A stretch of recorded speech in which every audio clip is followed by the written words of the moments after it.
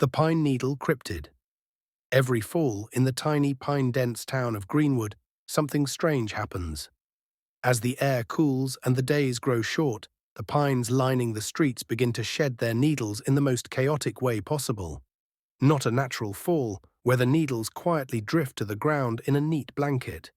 No, it's as if the trees are violently shaken, sending showers of needles spiraling across yards, driveways, and roads.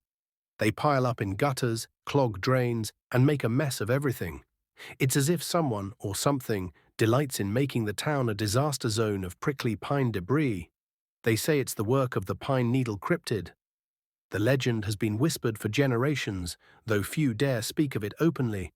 Afraid it might draw the creature's attention, the pine needle cryptid, a gangly figure with needle-thin limbs and skin as bark-like as the trees it haunts, appears once a year, just as the season tips toward the long, cold nights.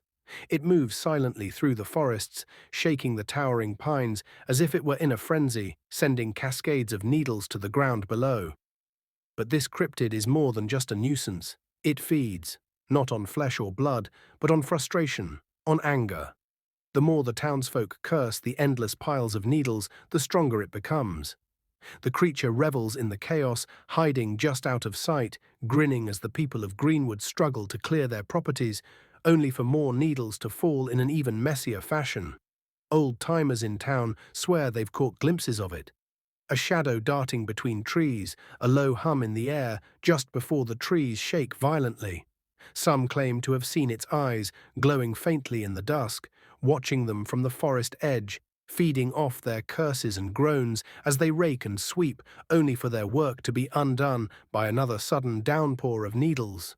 Years ago, a group of teenagers tried to hunt the creature, armed with nothing but flashlights and bravado.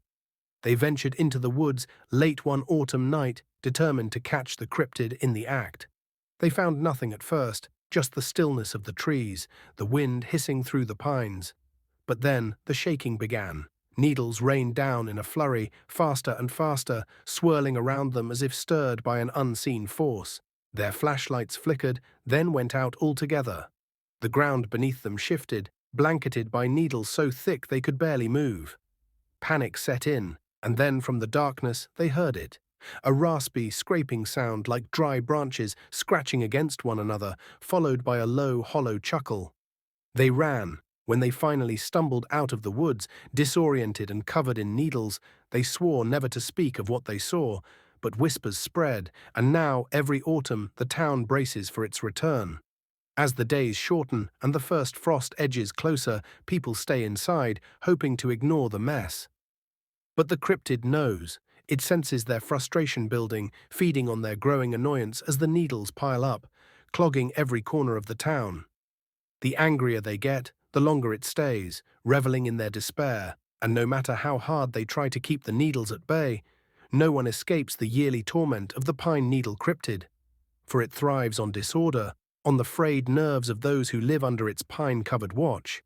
So if you ever find yourself in Greenwood as fall descends, tread carefully. Avoid the woods, and whatever you do, don't let your anger show, because it might just make the cryptid linger a little longer, shaking the trees above, waiting for you to lose your cool.